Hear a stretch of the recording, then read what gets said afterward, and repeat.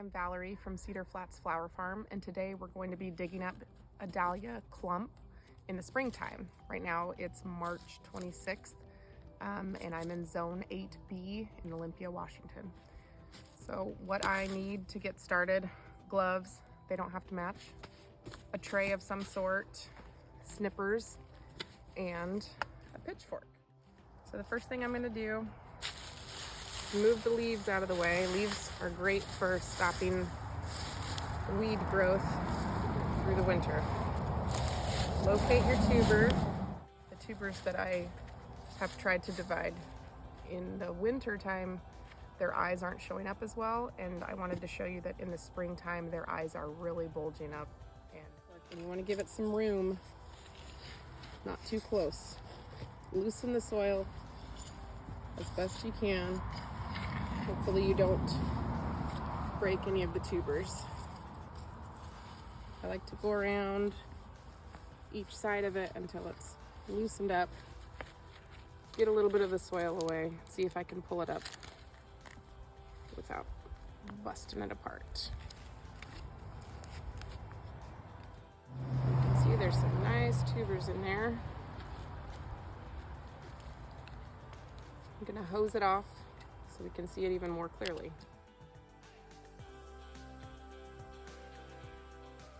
Once most of the dirt is knocked off, you can start cutting off any of the little roots at the very end. Just kind of clean it up and make it more clear where all your tubers are. Anything skinnier than a pencil isn't really a great tuber.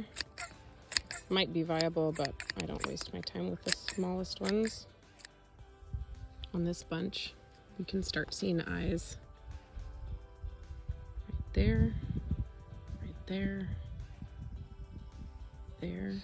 I always just try and start with one that looks easy. Sometimes none of them look easy, but to me right now, this one here looks like it might be easier to get out. I take the sharp part of my blade and I push straight down.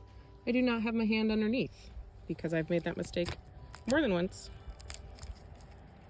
I cut straight down and I kind of pop towards, well, towards myself on this case, but it sometimes will free that tuber easily.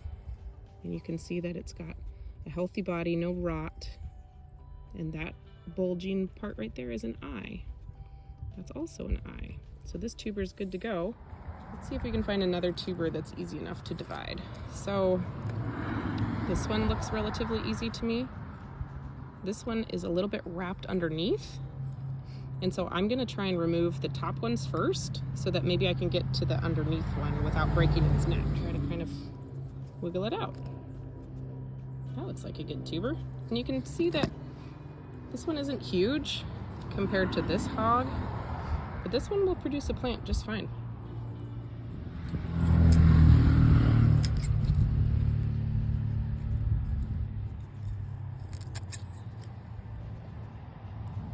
That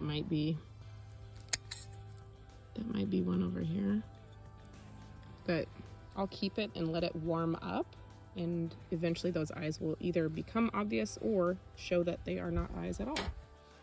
The more pieces that you cut off, the easier the rest of the tubers will become because you get other pieces out of the way. So you can tell that this one's all connected here. I'm gonna get underneath, in between,